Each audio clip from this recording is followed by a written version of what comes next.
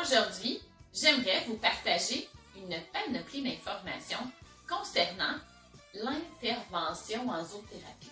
Donc, les modalités, les objectifs, comment on monte un squelette, quelles sont les activités à prioriser et à ne peut-être pas prioriser, les recherches scientifiques, la façon de travailler en équipe multidisciplinaire.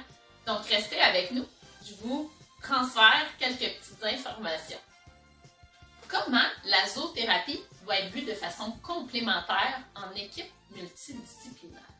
Je vous donne un exemple.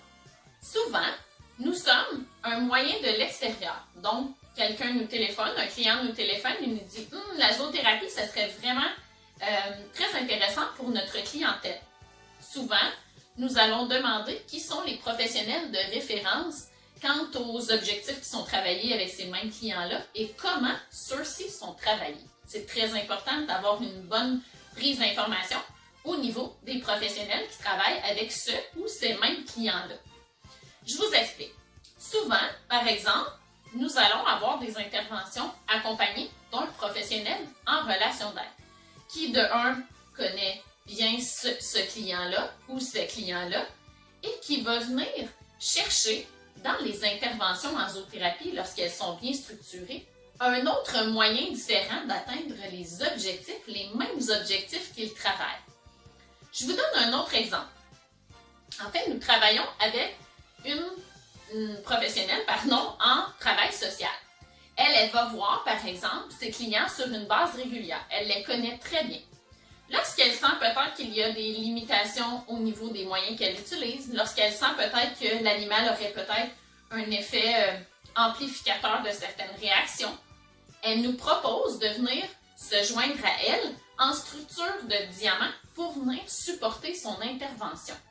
Ça devient extrêmement riche et ça vient accélérer tous les effets, ça vient accélérer les outils qu'on transfère à notre client. En fait, il est important de délimiter les rôles de chaque professionnel dans cette structure-là.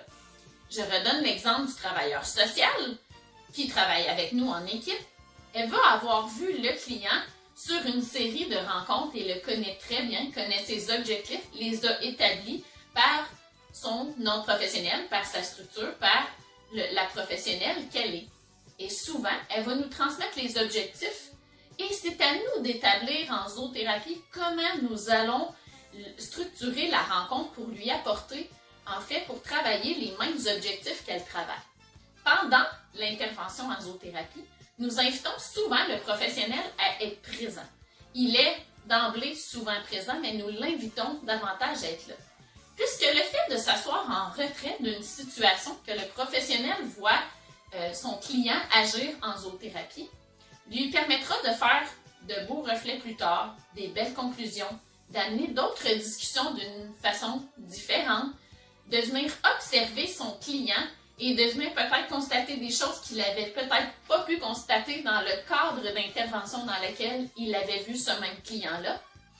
Donc, le zoothérapeute fait souvent, ou l'intervenant en zoothérapie fait souvent le cœur de la rencontre et la généralisation ou les échanges. Le professionnel qui connaît bien son client peut se joindre à la rencontre et ça viendra seulement solidifier et venir amplifier tous les effets. Donc, il y a plein de belles façons de venir travailler en équipe multidisciplinaire pour tous les bienfaits que cela apporte aux clients